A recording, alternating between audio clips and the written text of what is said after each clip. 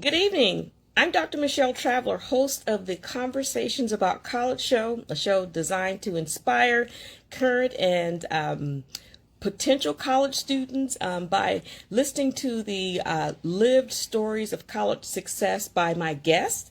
Again, I'm Dr. Michelle Traveler. I also have a 4-week online college success program at theeducationplug.com. My moderator will put that link in the chat. I will have this with me this evening, Miss April Slater. We want to get caught up and talk a little bit about her college journey and what she's doing right now. So it looks like I have her on. So I'm going to send a request to her to see if I can get us on live together so we can talk about doing some things that she's doing. So April, just let me know when you can hear me. I did send a request to you to join me live.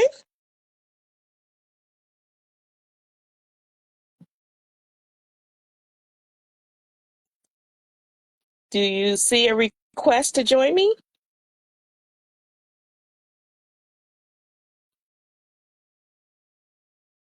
I'm not able to hear you, so sometimes I can't always see my guests on IG Lives, but I can at least hear you. So when you're able to hear me, let me know. Okay, I do see another request from you. I'm going to accept that request, and hopefully we'll be able to get on live and have a conversation about what you're doing and some of the exciting work that you have planned. So I'll accept your request again. I accepted it the first time. Sometimes it takes a couple of times. Hi, Tori. Thank you for joining me. I so appreciate you joining in live, another educator. I want to have you back on soon. Well, hello, April. How are you? Hello, Michelle. How are you? I am doing good. It is so great to see your beautiful face again and have a time to chat with you. Oh, thank you so much. Thank you. Okay, so I'm so glad to be here. yeah. So, how are you these days? I am fine. I'm busy, but I'm happy. I feel healthy. I believe I'm healthy, and everything is going well. That is Yes. good. That is good.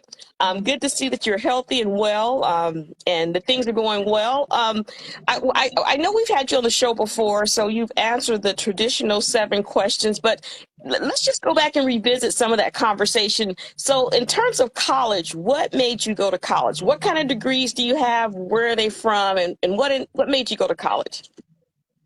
So that's very interesting. That's a very interesting question. So when I was in high school, I guess I was probably a bit spoiled because I was the youngest of 5 kids, and I was You're also spoiled. probably the typical teenager, always angry, always had an issue, always complaining. And being from a small town in Ohio, Youngstown, I just felt like there was nothing ever to do, right? My siblings, one good thing about them is they lived out of state because they were like 10, 11, 12 years older than me. So I used to always at least go get a chance to visit them in Texas during the summer so I could actually see what a city and see what city life was like. So my mother, I think she thought I was going to go to the local college, YSU, Youngstown State. And I was just like, I got to get out of this town. I got to get out of this town. And I didn't really know how to get out of the town because I didn't have any job skills and because I didn't go to a vocation or anything like, vocation through high Yeah. school. And I was basically working at McDonald's and Burger King, Taco Bell, that type of thing. So I said something, Jet Magazine, they had a whole plug in back, they did a whole HBCU segment. And, that was like our influencer back then, right? Especially in the 80s.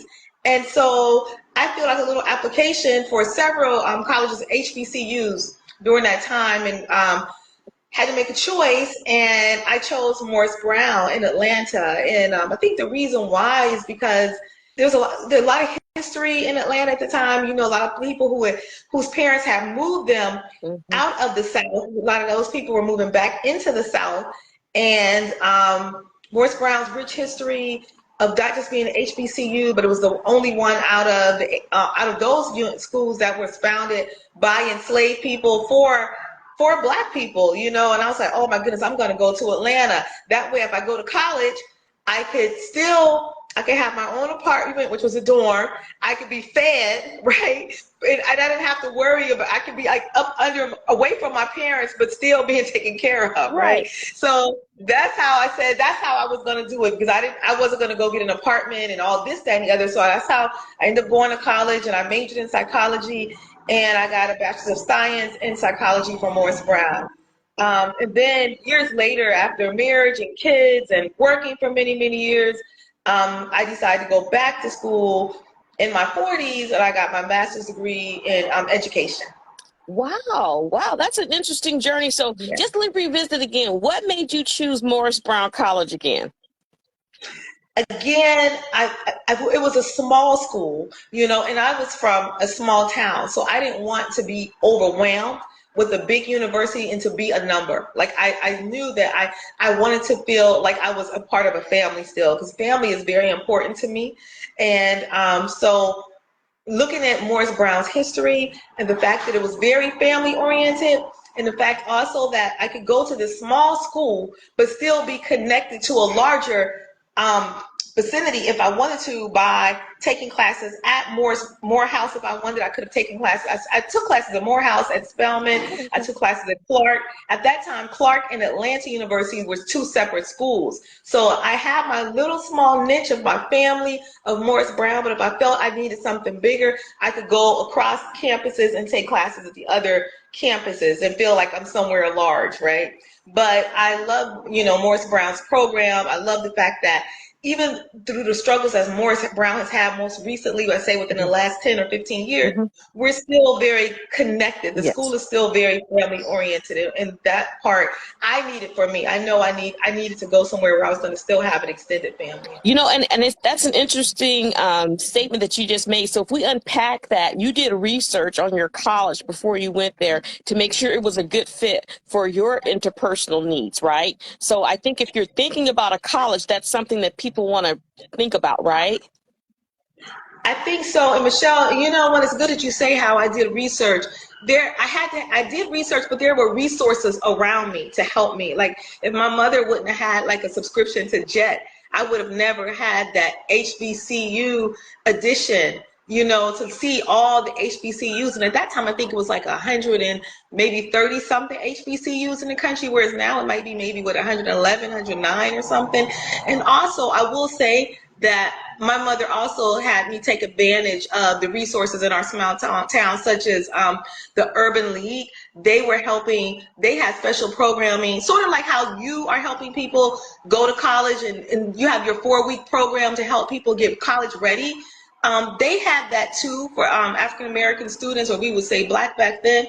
And they would help us like with our ACTs, SATs, writing a college essay, how to fill out a college application, because many parents, oftentimes, especially if they have children who will be first generation, they feel as though the kids will just automatically get that in school. But high school guidance counselors are so busy. They're so busy with so many things, especially a lot of times in this society, in the state of education, with testing and that type of thing, and identifying kids with special. They don't get a chance to do the things that we think they're supposed to do, which is to help with the transition from. You might have some who do, because they see something in a special student, but I wasn't that special student. My guidance counselor actually told my mother to not let me go to school out of state, and I needed to go to school at YSU, and she told my mother that I would fall apart if I went to school out of state. So I didn't have awful. that. Yeah, but I find out that a lot of people have been told the same thing, so I don't care. Like, it just made me stronger. I'm like, yeah, right, whatever, mommy, I'm going. I'm like, mommy, I gotta go, please, and she didn't hold me back, but she didn't want me to go because I was the baby, right? And so she wanted me home, and my father even told me that after I left home, my mother cried for about 2 weeks in my room. Oh. But I know for a fact if she was living right now, she would be pleased with her decision to cut the cord, to let me cut the cord, and with the journey that I've taken in terms of my career and the benefits I got from going to school. And speaking of that, you've had that experience where your kids have left and gone off to college, right? And so you had that. What was that?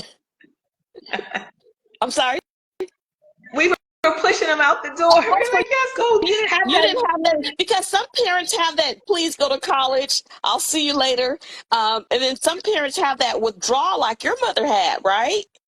Yeah, I think that for Lamar and I, my husband and I, college was such a good experience for us. I mean, I think that we just wanted our kids to have the exact same experience, and they did. They had their own experiences, and I think that and maybe, yeah, they had their own experiences, and I think it was good for them as well. So I have no regrets with them, with supporting them. I did cry when my son went off to college, I will say. I cried a little with my daughter too, with both of them, but by the time my son went, I think, yeah, I was like, okay, I'm a real empty nester now. Right. So, that was a little different, Yeah. but yeah. Yeah. Okay. So we talked about your bachelor's and master's. Why did you choose those majors? Well, I'll be honest. Like when I decided to get a bachelor's degree in psychology, I was just like, you know what? When you're young, when you're in your teens, you feel like everything is wrong and you're right. You just feel even though things are like when I look back on it now, I'm like, man, like I was so wrong. Like I knew nothing, right? I literally knew nothing. But I felt like everything everybody said to me was just, oh, that's just so wrong. Oh, that's old fashioned. Oh, they got problems, they got issues. Let me major in psychology so I can just help everybody, help the crazy family out. Then I realized like, oh no, that wasn't, these things I was getting a lot of wealth of information I can appreciate now. So I call myself going into psychology to literally help myself figure out things and also help my family. But I realized that, like, once I got my first job out of college, I was working as assistant community center director at a recreation center where I had to do a lot of programming for youth, for elders, for summer programming, after school programming. And it was like a really good opportunity for me to learn and figure out my life and what I wanted to do, especially. And I met somebody, in the importance of networking. I met somebody after I was tired of doing that work. And she was, I had actually hired her to work for the summer. And she was just like, well, I'm about to become a teacher. And I'm like, how? She was like, you can become a teacher. This is what you need to do. And talking to her, literally, she gave me a whole packet of all the study information and everything I needed to do to become a teacher, a special ed teacher in the state of Georgia, which is where I was living at the time, in Atlanta still. And once I got that teaching bug of being in the classroom, it really helped me to find my niche, to say this is really where I want to be, helping people, helping children develop and learn and grow. And I think that came also from my mother, watching her in church teaching Sunday school, was like, which mother is always your first teacher, right? And watching her in that leadership, and watching my parents in the leadership, with my father being, both my parents are gone now, but my father also being a pastor of a church, watching that type of leadership. And then when I finally got a chance to be a leader in the classroom and watching children, and especially special ed children who were labeled special ed, and these were African American kids, mostly brown and black kids, and actually seeing them be able to come into to their truths as learners, and being able to teach them to read and teach them to become lifelong learners, and to really be able to get them off of IEP and get them acclimated back into general ed setting. I was like, oh my goodness, this is what I love to do. So that's where I spent the rest of my career, and even now. That's wonderful. I can tell that you're such a giver and you're an educator, right? You can kind of feel that from people. So I know that we talked about some of the questions that I wanted to ask you, but I want to kind of veer off of that and maybe talk about your work in the international space. So can you kind of give us a background on your work and your travels? Because I think that's so important. You're so well-rounded, especially knowing what the education systems look like in other countries. So can you talk about your work in that space? Yes, I can. So first of all, I want to backtrack a little bit. I have a notebook. I wish it's in my storage, so I can't show it to you right now. But it's a notebook that I had when I was in college, and on that notebook, it has love, and then it has Africa. And I had never been to Africa before, but I had this notebook and that I wrote that on there. So anyway, needless to say, Africa, even all the years I've taught, because I've always taught in urban school settings. So I'm always working with a diverse population of children from all over the world. And my sister one time even said to me, she says, "You don't have any American friends, do you?" And I'm like, "Yes, I do. I have plenty of American friends, but you know, I have a lot of friends from all over the world as well." So when my husband got a chance to take a job in Namibia, that was me wanting to take on the opportunity of opening my own school. And I have to tell you something also, because people will try to stop you from living your dreams and finding your goals. And what happened was, even when I was in college, I had a guidance counselor, and she had asked, not a guidance counselor, advisor, college is an advisor. Right. And she'd asked me, what was I planning on doing after graduation? And I said, I want to open my own daycare center. And she said to me, if you wanted to do that, then you shouldn't even went to college, you know? And that hurt my feelings for a long time.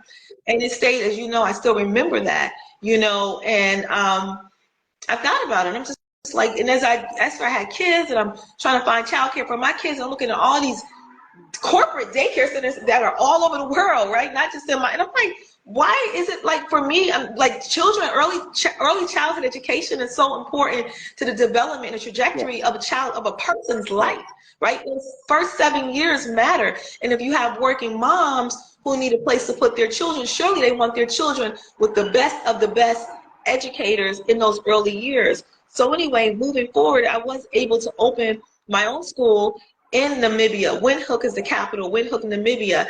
And that school was open for 3 years. And I had a chance to really utilize the education that I had received here in the States to write a business plan, not just write a business plan, but to learn how to hire people, how to train people, how to teach teachers, right? Because I was taught by somebody, but I also had to getting my master's in education taught me how to be an education leader, how to choose curriculum, how to match curriculum to kids, how to determine like what type of learners different people are. So I had to do all of that.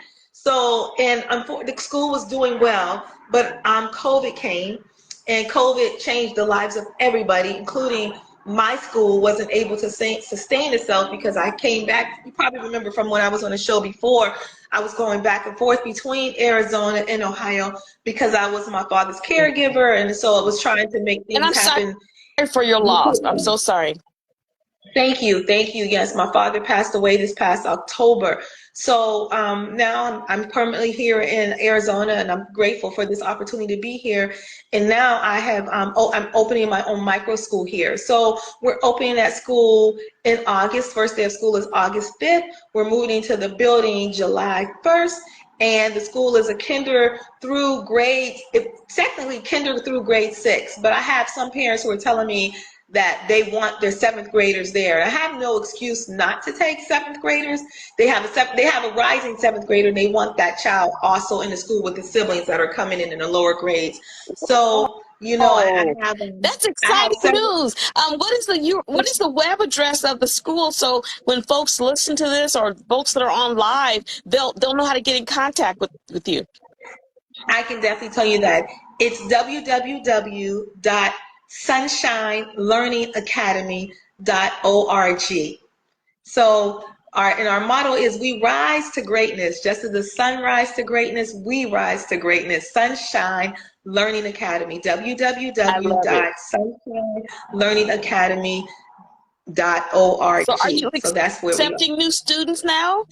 We are enrolling, we are accepting new students, and because we are a micro school, Michelle, I have to tell you that we're only taking maximum 10 students per grade level. So we have students already enrolled in kindergarten, we have students enrolled in 2nd grade right now, we have students enrolled in 4th grade. So we do want people to know that, you know, we won't have spots for everyone. We will have to turn, once we get to 10 for a grade, and the reason being is because we understand that a lot of children are just coming from, our kids have not rebounded from COVID. A lot of kids have not rebounded from COVID, and not only that, they also deal with something called the summer slide, where when the summer comes, it knocks kids behind because they are out of their routine. So because of that, I'm making sure that children who come to us, they will receive individualized attention. I'm I have another teacher on board. She has a not a mass, keep saying master's, but a bachelor's degree in math education. And I have other people who are waiting to come on board to work with us. So as you know, with micro schools, they are very unique in the fact that we can combine grades. We're teaching kids on performance level, not just on academic level. So if we have a child, say for instance, that is a kindergartner, but that kindergartner is reading on a second or third grade level, then we're going to make sure that that kindergartner is in a reading group with students on their grade level. If we have a student that is, and we know right now, if you watch some of the videos, you hear teachers complaining that they have kids that are in fifth, sixth grade who are reading on a first grade level. They don't have a learning deficit. They don't have learning disabilities. Between COVID and the technology, they've just gotten behind. Well, what we'll do with allowing that child to keep their integrity, they will be in a reading group for their level, so that then they'll be able to move from one level to the other within the school year as we progress. So that is what we're providing for parents: high academic standards in math and science and in English language, art, and social studies. We also want to make sure you understand that we have high morals and high values within our schools. So we respect kids and we want children to be children. So we're focusing, we believe that if the kids are engaged and they're doing lessons that are meaning for them, and we're bringing fun to the classroom, they won't have time for a lot of other foolishness that we see and things that are that we don't technically believe in terms of what children should be focused on morally and with their values. So we're letting children be children, and we're letting them learn in a classic education that almost like a little one-room schoolhouse, but we're not one room, we're 5 rooms. Right. You know, I'm just so excited for you. Where is the school located?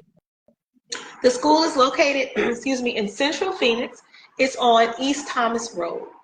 Excuse me. No worries. East No Thomas worries. Avenue. So I just love the way that you've taken your international education experience, your desire to be an educator, and assessing the needs of our current education system and filling that gap, right? So some students Yes.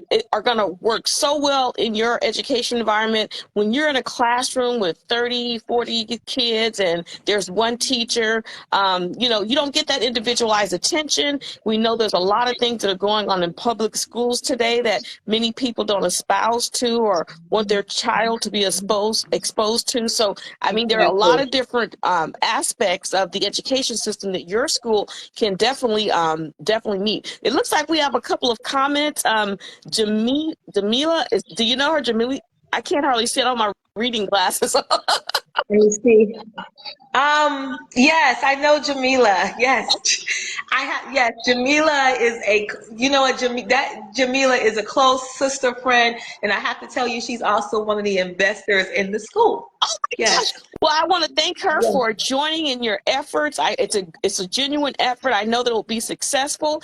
Any way that you think that I can help, can offer some IT skills or come by and support you in any way, please let me know. I definitely want to make sure I help you and support you. I know that, like you mentioned the last time on the show, you were talking about maybe the next thing. So I want to thank you for, you know, coming back and sharing the next thing that you're doing. I want to ask you before we conclude our conversation, how can you help folks that don't want to enroll in the school? Do you offer any private tutoring, or do you offer any of those services? I'm glad you asked, because I was just about to close. I was just going to say, I was trying to figure out a way to talk about that before I close out. I got you. So yes, I'm sorry, you know, I have my window open, a patio, and somebody has a car. Oh my goodness, I'm sorry, Michelle. No worries. So yeah, so I do private tutoring now. I've been doing private tutoring here in Arizona, I guess, for the past 2 years now.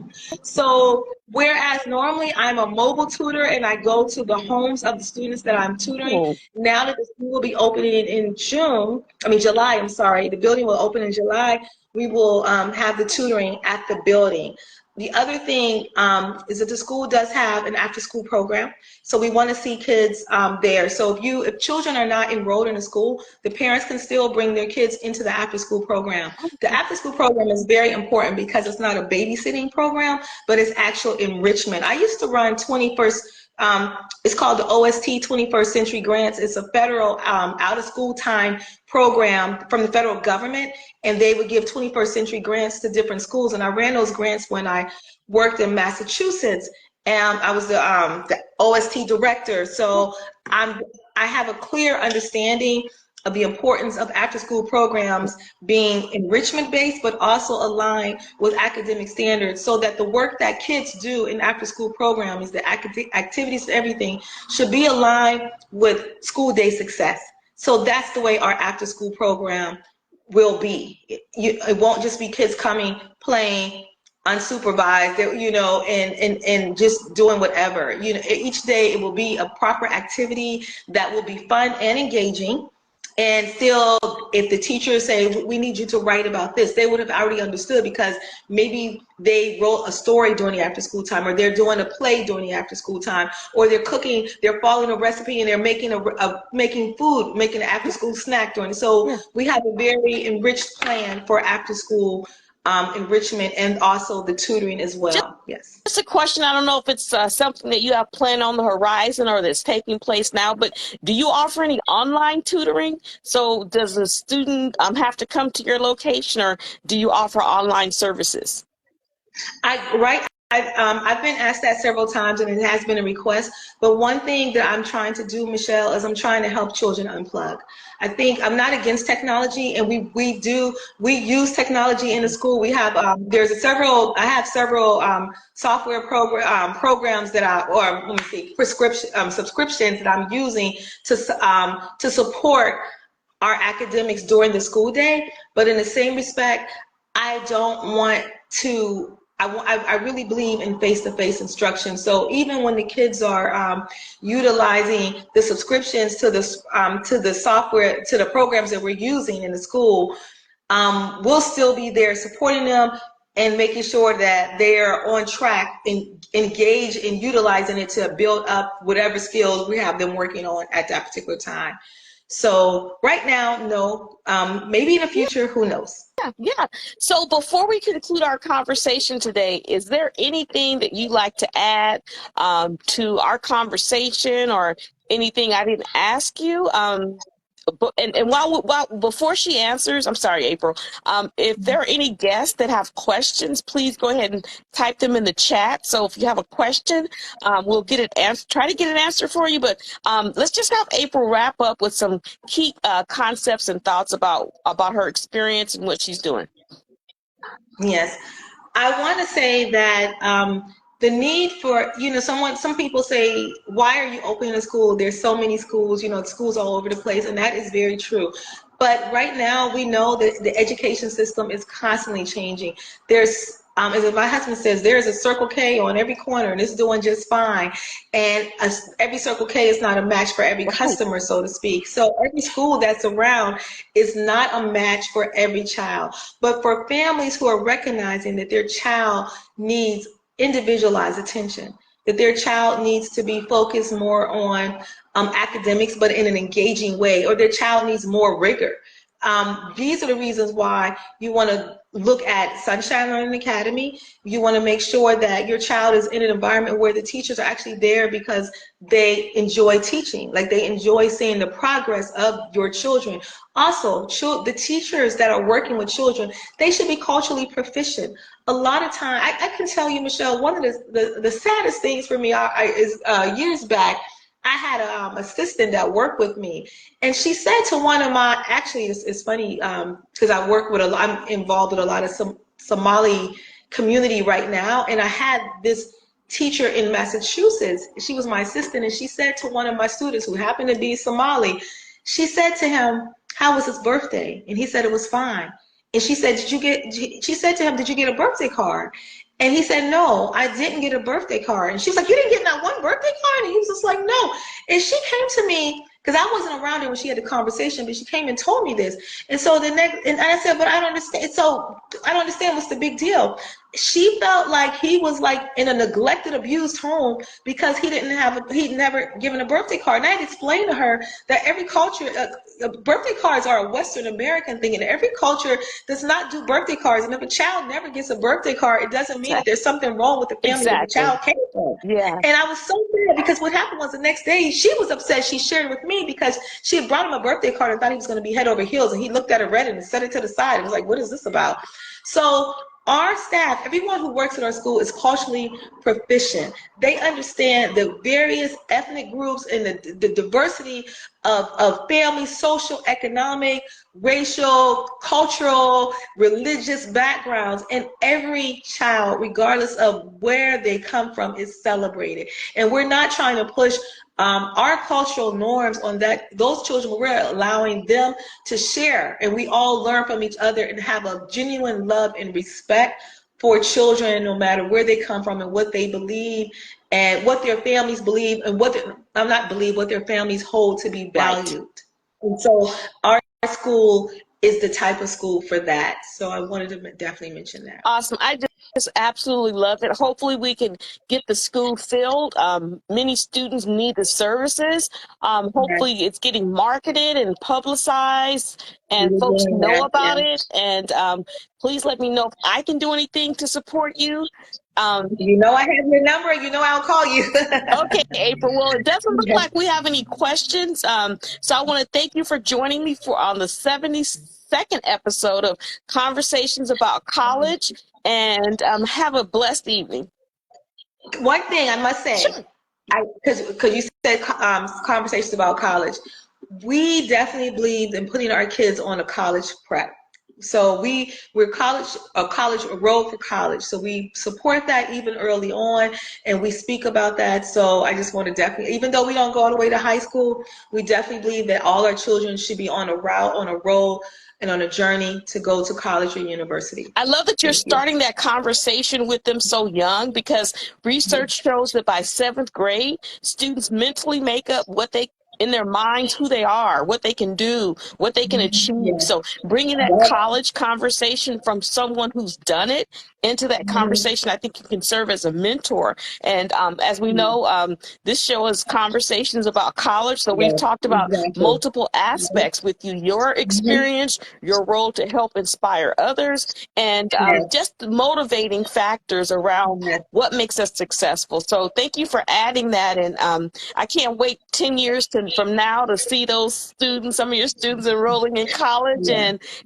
talking about your school and how your mentorship helped them. Well, Michelle, thank you for giving me the time and the platform to speak about things that are dear to me, which is definitely college and university, and definitely my school, Sunshine Learning Academy. I appreciate that, and I look forward to talking to you at another time as well. Yes, ma'am. Yes, ma'am. We'll talk to you later. Thank you for joining me. Thank you. Bye-bye. Well, that concludes the 72nd episode of Conversations About College. I do have a 4-week online college success program at theeducationplug.com. So I want to thank you for joining me, and we'll see you in the next episode. Bye-bye.